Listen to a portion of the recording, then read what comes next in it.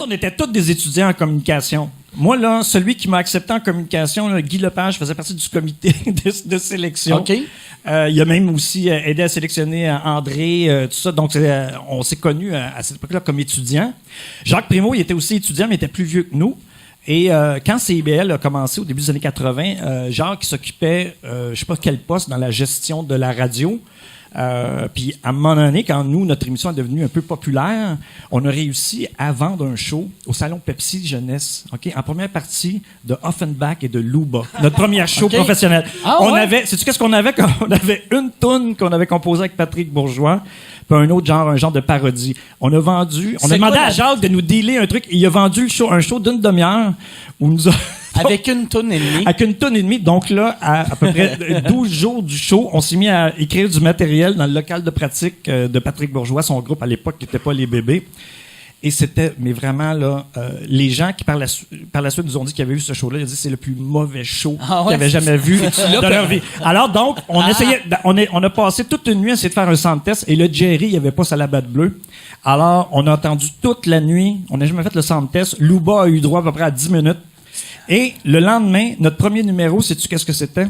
Devant tout le parterre du salon Pepsi Jeunesse au Vélodrome olympique, toutes des fans de Jerry, c'est Bruno qui arrive avec une perruque comme ça, en rocker, il arrive au micro puis il dit « À cette voix brisée par l'alcool, la cigarette et les nuits folles. » Le monde, bouh! À un moment donné, on faisait des tours. À un moment donné, on avait un roadie qui arrivait tout nu pour changer nos pieds de micro. C'était n'importe quoi. Un chef-d'œuvre. Ça sonne magique comme ça. Mais quoi, après le show, Guy était très, très, très, très, très content. Guy était content, il était heureux. Tu te rappelles-tu comment vous aviez été payé? Je pense même qu'on a payé, peut-être, pour être là. Okay. Je me souviens pas qu'il y avait un salaire. Hey, mais c'est gros... C'est vraiment un gros premier show. C'est un très, très, très, très gros premier show. Puis après, le deuxième show, ça a-tu mieux été? Ben, ce qu'on faisait, nous autres, quand on était à CIBL, nos premiers shows, ça a été comme les radiotons. Parce qu'à intervalles réguliers, il y avait un radioton pour ramasser des fonds. Donc là, il y avait un genre d'émission de radio devant le public. Puis là, on s'est dit, tant qu'à être là, on va faire des sketchs, on va se trouver des parties de costumes. Puis c'est là qu'on a découvert que subitement, il y avait du monde dans la salle. Mon Dieu, c'est pas nos amis, c'est pas notre famille. Donc, on s'est rendu compte qu'il y avait des gens qui nous écoutaient un petit peu partout. Et là, on s'est dit, on pourrait peut-être faire un spectacle.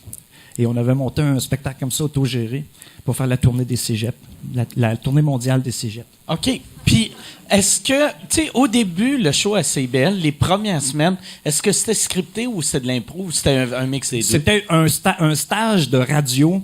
Parce que Guy Lepage puis Richard Sirois, ils avaient étudié en radio, puis à un moment donné, à la fin de leur programme, ils devaient faire un stage. Donc, c'était supposé être une anthologie du rock. Le rock de A à Z, avec Guy Lepage et Richard Z. Sirois. OK. Et au bout de 10 minutes, c'est devenu une émission d'humour. Parce que... non, c'était pas du tout supposé être une émission à partir de là, Yves, les lettres, le A, le Z, puis le P, toi, évidemment. C'est parce qu'à l'époque, il y avait un animateur de C'est quoi qui s'appelait Michel W. Duguay. Ouais. Et son show s'appelait W.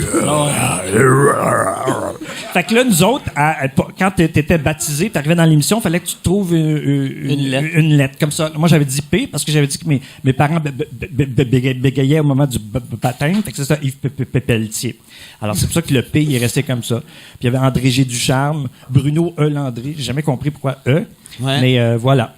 Puis Guy a gardé son initiale A parce qu'il y avait un autre Guy Lepage dans l'Union des artistes. Puis à un moment donné, il voulait pas que ses chèques soient envoyés à Longueuil. Ça y aurait fait un beau bonus. Ouais. L'autre bonhomme qui est comme avec Calice. Peu importe ce que tu fais dans la vie, tu reçois un chèque de Guillaume Lepage, quand même pas pire, d'après moi. Puis toi, t'as-tu fait de la radio communautaire? Non, mais j'en ai fait un peu au cégep. Non, finalement, pas tant.